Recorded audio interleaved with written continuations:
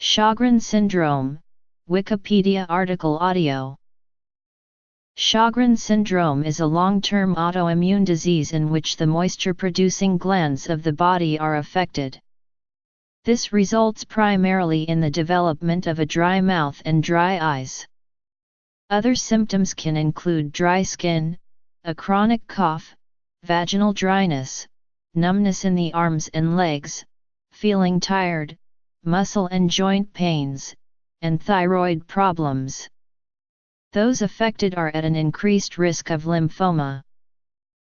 While the exact cause is unclear, it is believed to involve a combination of genetics and an environmental trigger such as exposure to a virus or bacteria.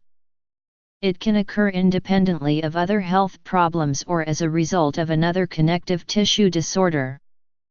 The inflammation that results progressively damages the glands. Diagnosis is by biopsy of moisture-producing glands and blood tests looking for specific antibodies. On biopsy there are typically lymphocytes within the glands. Signs and symptoms. Associated conditions. Treatment is directed at the person's symptoms. For dry eyes, artificial tears, medications to reduce inflammation, punctal plugs, or surgery to shut the tear ducts, may be tried. For a dry mouth, chewing gum, sipping water, or a saliva substitute may be used. In those with joint or muscle pain, ibuprofen may be used.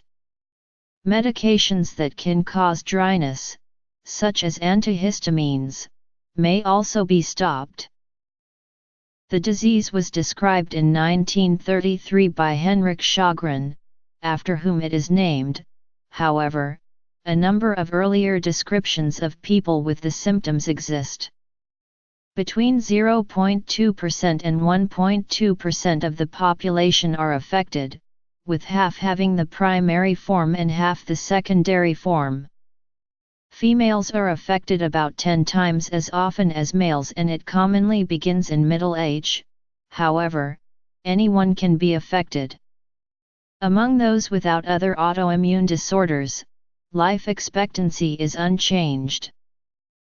The hallmark symptom of SS is a generalized dryness, typically including dry mouth and keratoconjunctivitis sicca, part of what are known as sicca symptoms. Sicca syndrome also incorporates vaginal dryness and chronic bronchitis. SS may cause skin, nose, and vaginal dryness, and may affect other organs of the body, including the muscles, kidneys, blood vessels, lungs, liver, biliary system, pancreas, peripheral nervous system and brain. Some people have gastrointestinal or esophageal diseases such as GERD, achlorhydria, or gastroparesis. Chronic pain with accompanying fatigue and brain fog may also occur.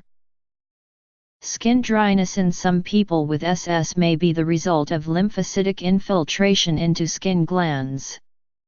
The symptoms may develop insidiously, with the diagnosis often not considered for several years, because the complaints of sicca may be otherwise attributed to medications, a dry environment, aging, or may be regarded as not of severity warranting the level of investigation necessary to establish the presence of the specific underlying autoimmune disorder.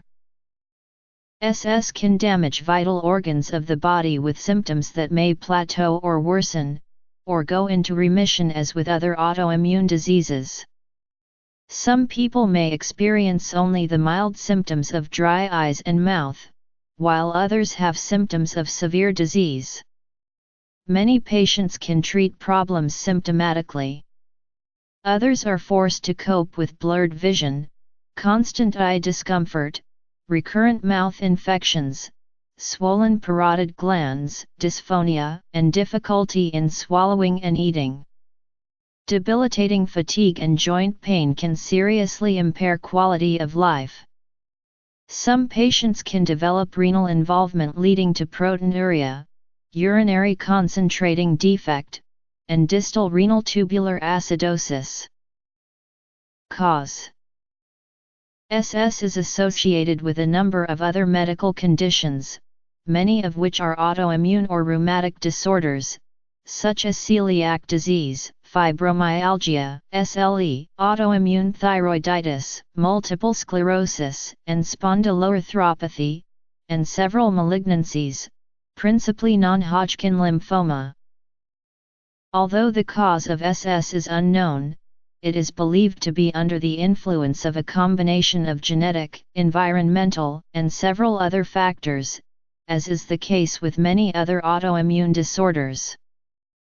Genetic factors: the observation of high rates of autoimmune disorders in families of SS is linked with a genetic predisposition to the syndrome.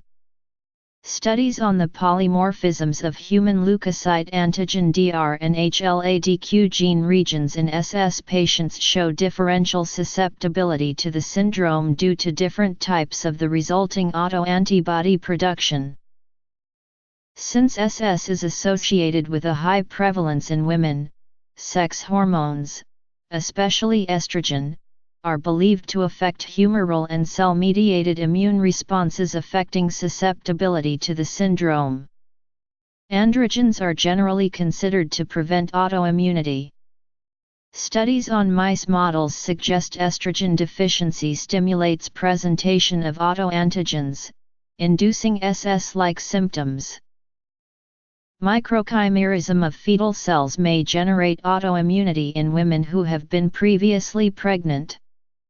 Generation of an autoimmune potential via microchimerism may lead to a switch from a silent form of autoimmunity with age-dependent decrease in self-tolerance.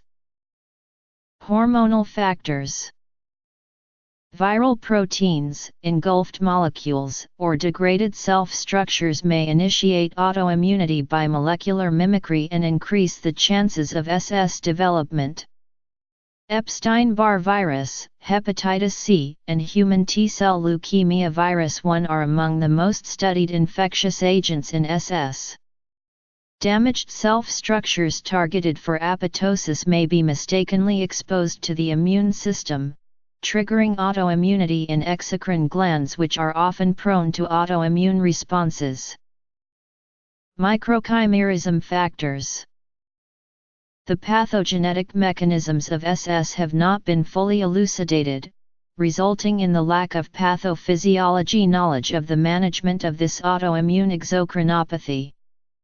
Although the numerous factors contributing to the progression of this disease have made it difficult to find out the exact origin and cause, major advances over the past decade have contributed to a proposed set of pathogenic events that occur prior to the diagnosis of SS.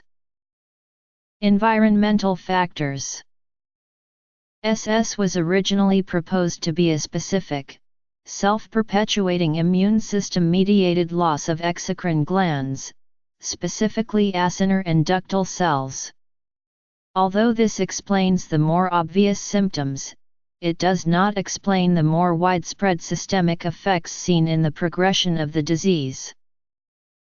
In the presence of a susceptible genetic background, both environmental and hormonal factors are thought to be capable of triggering the infiltration of lymphocytes, specifically CD4+ T cells, B cells, and plasma cells, causing glandular dysfunction in the salivary and lacrimal glands. Pathogenesis: SS is associated with increased levels in cerebrospinal fluid of IL-1RA, an interleukin-1 antagonist. This suggests that the disease begins with increased activity in the interleukin-1 system, followed by an autoregulatory upregulation of IL-1RA to reduce the successful binding of interleukin-1 to its receptors. Interleukin-1 likely is the marker for fatigue, but increased IL-1RA is observed in the CSF and is associated with increased fatigue through cytokine-induced sickness behavior. SS, though, is characterized by decreased levels of IL-1RA in saliva, which could be responsible for mouth inflammation and dryness. Patients with secondary SS also often exhibit signs and symptoms of their primary rheumatic disorders, such as systemic lupus erythematosus, rheumatoid arthritis, or systemic sclerosis. The genetic locus most significantly associated with primary SS is the major histocompatibility complex/human leukocyte antigen region, as demonstrated by the preliminary results of the first genome-wide association study. This GWAS included data from a discovery cohort of 395 patients of European ancestry with primary SS, and 1,975 healthy control individuals, and from a replication study that comprised 1,234 cases and 4,779 healthy controls.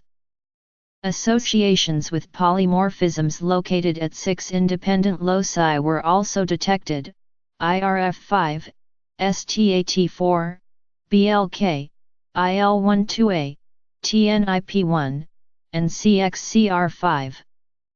This also suggested the activation of the innate immune system, notably through the IFN system, B-cell activation through CXCR5-directed recruitment to lymphoid follicles, and B-cell receptor activation involving BLK, and T-cell activation owing to HLA susceptibility and the IL-12-IFN gamma axis.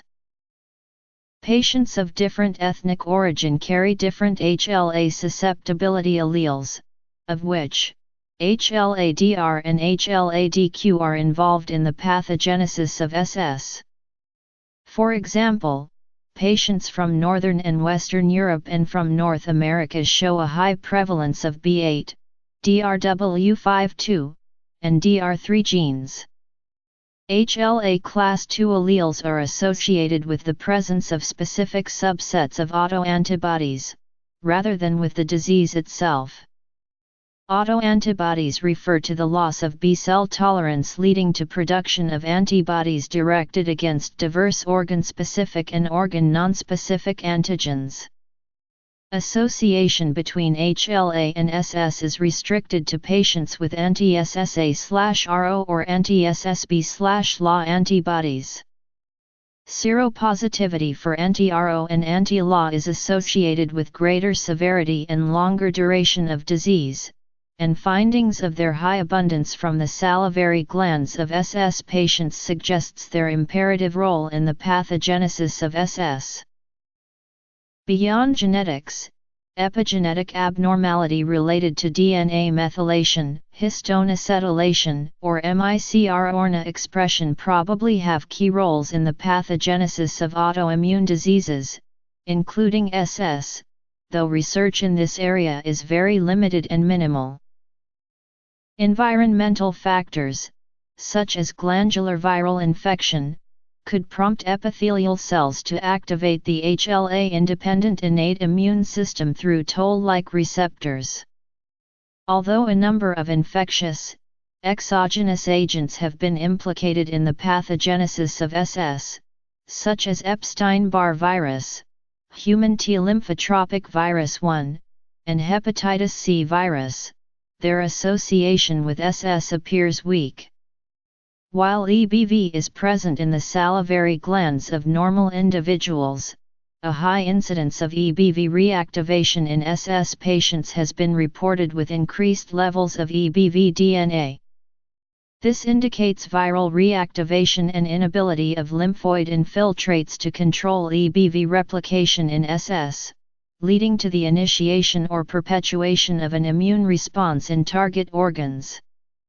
Nonetheless, it remains to be clarified exactly how reactivation of EBV is induced in lesions of patients with SS, and which specific molecular mechanisms are involved in the process of viral reactivation. Genetic predisposition. Epithelial cells in SS lesions are active participants in the induction and perpetuation of the inflammatory process. Environmental and hormonal factors, in concert with an appropriate genetic background, are believed to trigger SS, which dysregulates epithelial cells and allows aberrant homing and activation of dendritic cells, T cells, and B cells. Dendritic cells are antigen-presenting cells which process antigen material and present it to other T cells.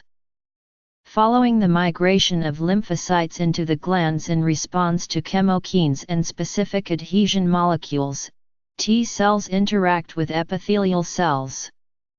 Epithelial cells are further activated by pro-inflammatory cytokines, which are produced by adjacent T cells. The early accumulation of plasmacytoid dendritic cells in the target tissues, which produce high levels of type I IFNs, seems to be important, as these cells can further dysregulate the immune response through abnormal retention of lymphocytes in the tissues and their subsequent activation. IFN alpha stimulates the production of B-cell activating factor by epithelial cells, DCS, and T cells. BAF stimulates aberrant B-cell maturation, leading to the emergence of self-reactive B cells, which locally produce autoantibodies, in a germinal center-like structure, which is also the location of lymphomagenesis. Environmental triggers.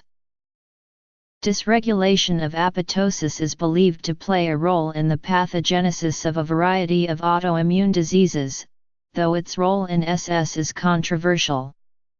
Both the FOS and FOS ligand proteins are overexpressed in primary SS patients, while expression of BCL1, which is known to downregulate apoptosis, was found to be significantly reduced in acinar and ductal epithelial cells of SS patients compared to healthy people.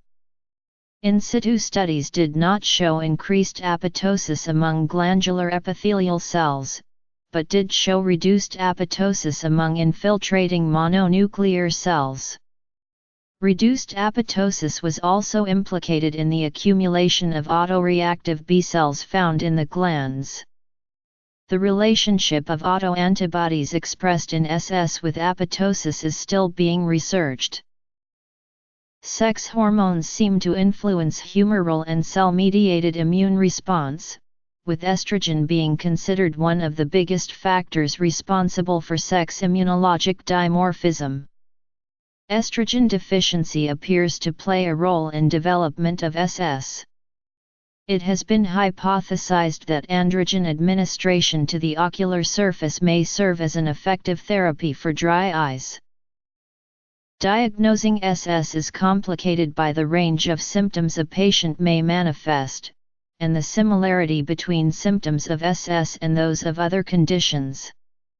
Also, patients who have symptoms of SS approach different specialties regarding their symptoms, which make the diagnosis difficult. Since the symptoms of this autoimmune disorder such as dry eyes and dry mouth are very common among people, and mostly observed from the age of 40 and above, it is often mistaken as age-related, thus ignored. However, some medications can also cause symptoms that are similar to those of SS. The combination of several tests, which can be done in a series, can eventually lead to the diagnosis of SS. SS is usually classified as either primary or secondary. Primary Sjögren syndrome occurs by itself, and secondary Sjögren syndrome occurs when another connective tissue disease is present. Inflammation. Programmed cell death. Hormonal factors 2. Diagnosis. Blood tests can be done to determine if a patient has high levels of antibodies that are indicative of the condition, such as antinuclear antibody and rheumatoid factor, which are associated with autoimmune diseases. Typical SS ANA patterns are SSA/RO and SSB/LA, of which anti-SSB/LA is far more specific. Anti-SSA/RO is associated with numerous other autoimmune conditions, but are often present in SS. However, Anti-SSA and anti-SSB tests are frequently not positive in SS. The Rose-Bengal test uses a stain that measures state and function of the lacrimal glands. This test involves placing the non-toxic dye Rose-Bengal on the eyes. The dye's distinctive color helps in determining the state and functioning of tear film and the rate of tear evaporation. Any distinctive color change observed will be indicative of SS, but many related diagnostic tools will be used to confirm the condition of SS. Schirmer's test measures the production of tears. A strip of filter paper is held inside the lower eyelid for 5 minutes, and its wetness is then measured with a ruler. Producing less than 5 mm of liquid is usually indicative of SS. This measurement analysis varies among people depending on other eye-related conditions and medications in use when the test is taken. A slit lamp examination can reveal dryness on the surface of the eye. Symptoms of dry mouth and dryness in the oral cavity are caused by the reduced production of saliva from the salivary glands. To check the status of salivary glands and the production of saliva, a salivary flow rate test is performed, in which the person is asked to spit as much as they can into a cup, and the resulting saliva sample is collected and weighed. This test's results can determine whether the salivary glands are functioning adequately. Not enough saliva produced could mean the person has SS. An alternative test is non-stimulated whole saliva flow collection, in which the person spits into a test tube every minute for 15 minutes. A resultant collection of less than 1.5 ml is considered a positive result. A lip/salivary gland biopsy takes a tissue sample that can reveal lymphocytes clustered around salivary glands, and damage to these glands due to inflammation. This test involves removing a sample of tissue from a person's inner lip/salivary gland and examining it under a microscope. In addition, a cyanogram, a special X-ray test, is performed to see if any blockage is present in the salivary gland ducts and the amount of saliva that flows into the mouth. Also, a radiological procedure is available as a reliable and accurate test for SS. A contrast agent is injected into the parotid duct, which opens from the cheek into the vestibule of the mouth opposite the neck of the upper second molar tooth. Histopathology studies should show focal lymphocytic sialadenitis.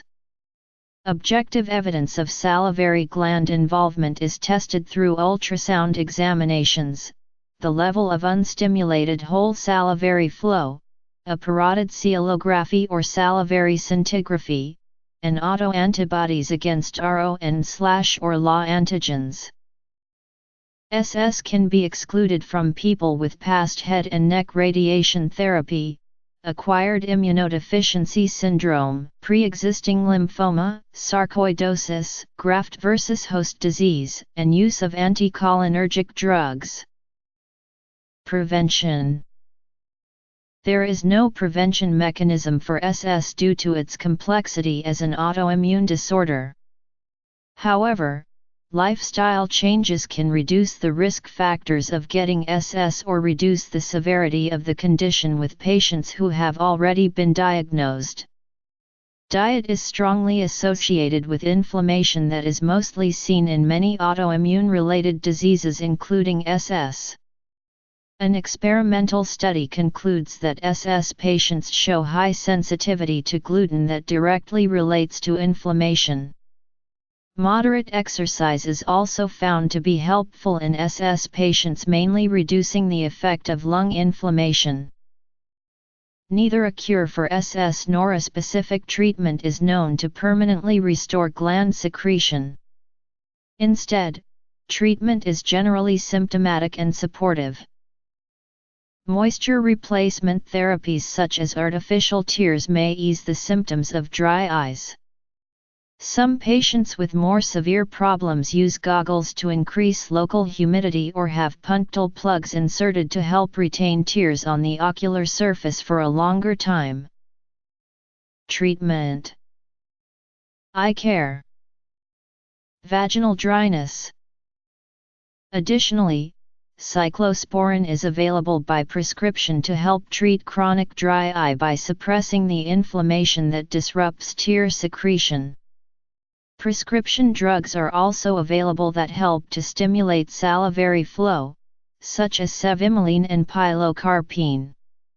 Saligen, a manufactured form of pilocarpine, can be used to help produce tears, as well as saliva in the mouth and intestines. It is derived from the jaborandi plant. In women with SS, vaginal dryness, vulvodynia, and dyspareunia are often reported.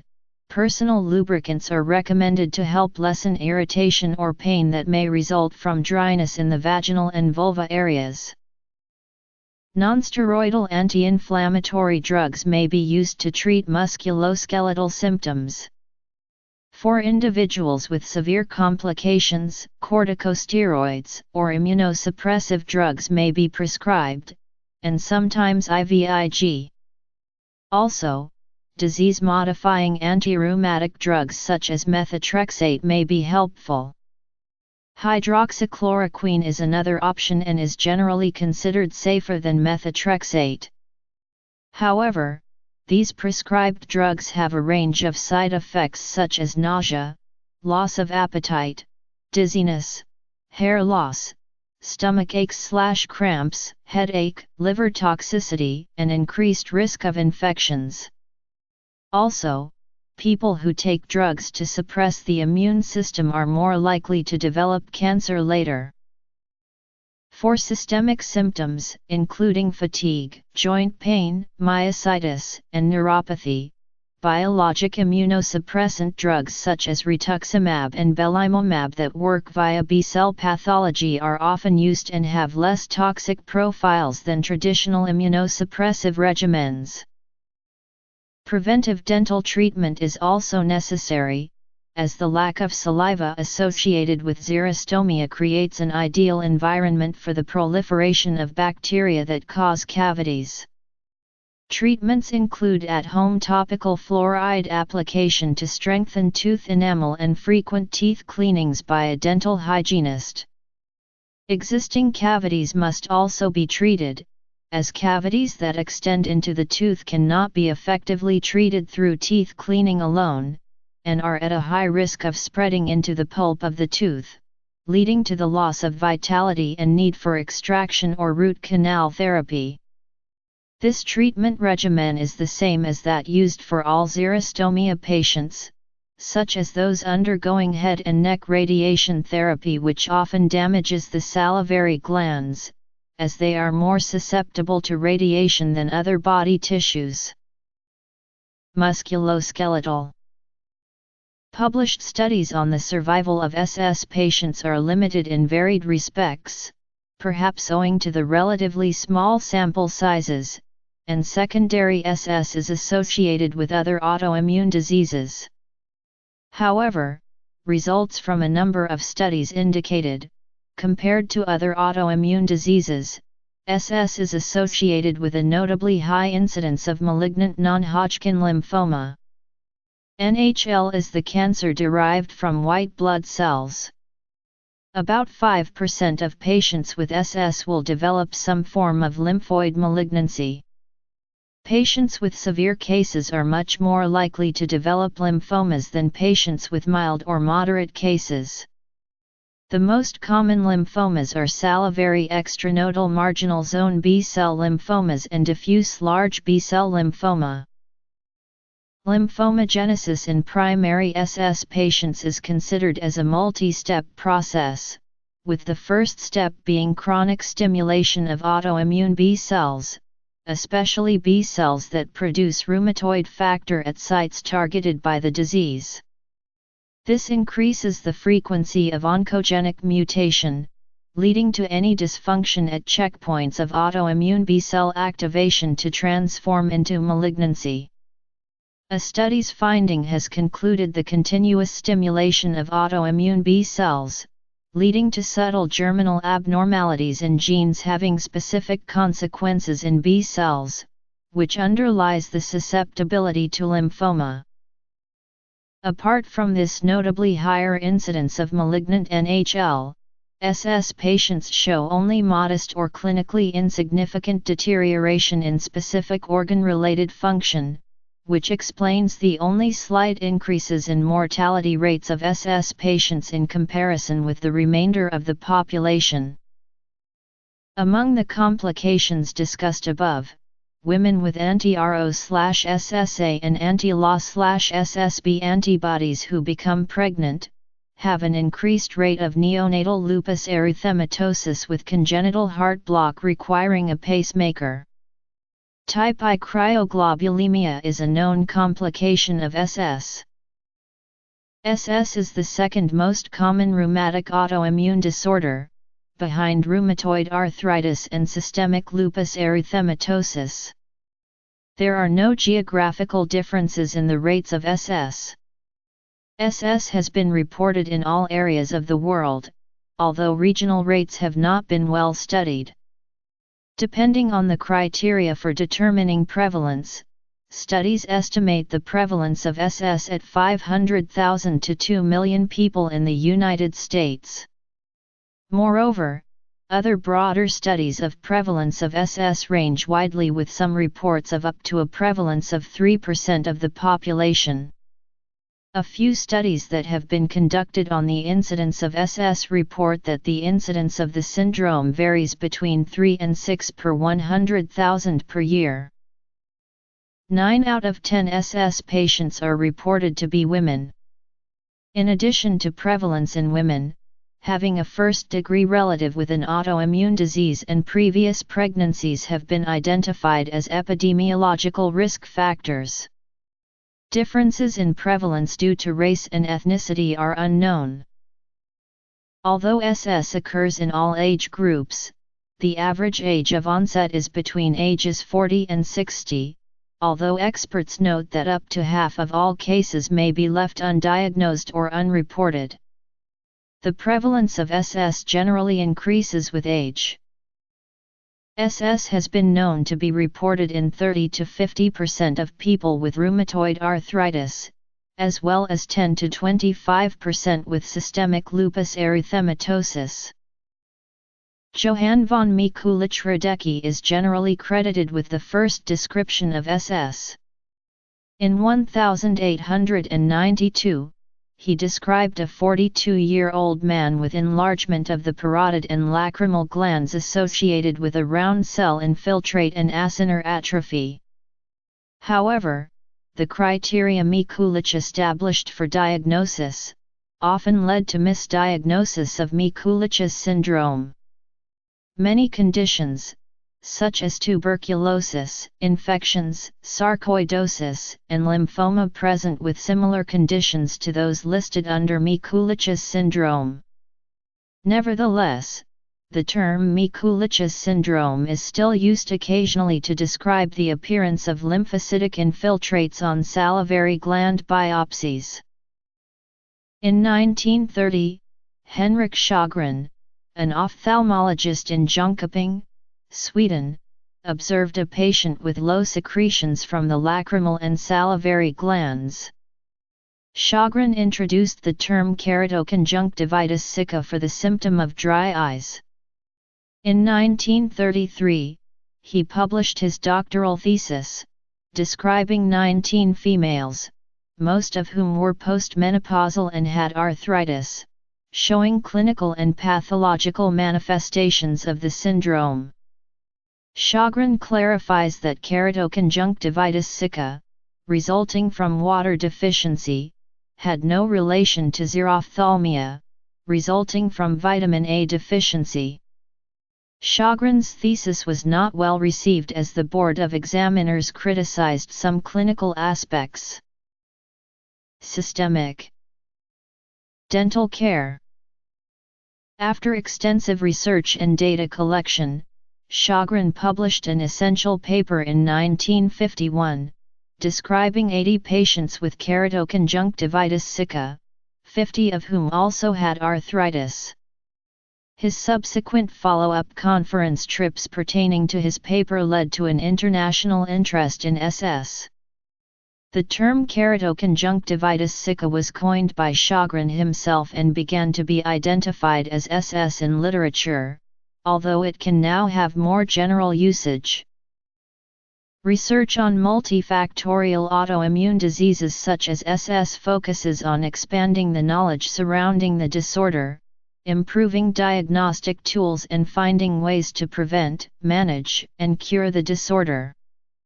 The United Kingdom Primary Sjögren's Syndrome Registry, a tissue biobank of samples taken for research, supported by the Medical Research Council, UK, was established in 2010. Prognosis. As an autoimmune disease, susceptibility to SS is greatly influenced by the human leukocyte antigen.